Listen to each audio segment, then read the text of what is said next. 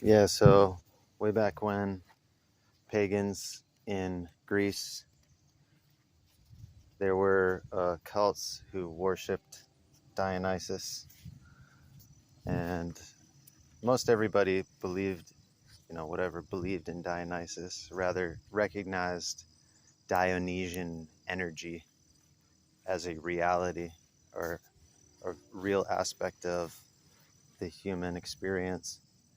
And they had these rituals where they would get all the people together, and all the people would put all their sins onto this goat and mark its forehead with an upside down cross of charcoal. And they would send it off into the woods. They'd exile it. They would exile their sins. Dionysus has been known in many Greek myths to shapeshift into a goat. And, he's the life of the party. He resembles wild growth and ecstatic joy.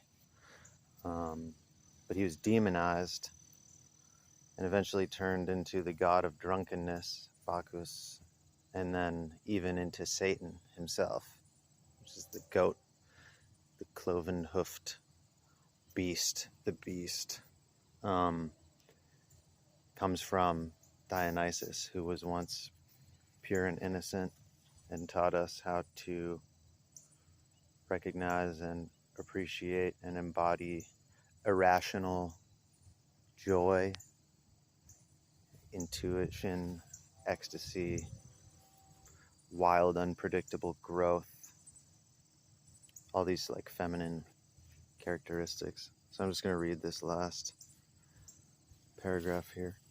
It's called Return of the Scapegoat. What happens to a scapegoat? Does it disappear, never to be seen again? Absolutely not. Scapegoats will eventually return to those who sent them away. Our scapegoats are coming home, and leading them is Dionysus, emerging once again from the sea of the collective unconscious, reborn in our world and asking to be humanized before his archetypal energy runs amok. As he did in ancient times, the god is throwing off his chains, flowing as glorious wine, and demanding to be heard. And he will be heard, because this is the inescapable truth. You cannot kill a god. You can only repress him, sacrifice him, drive him to the underworld and to a new epiphany. But you cannot get rid of him. We carry the archetype of ecstasy deep within us, and it must be lived out with dignity and consciousness. The scapegoat, Dionysus, is returning, and we must recognize him and welcome him back gladly. Thanks for listening.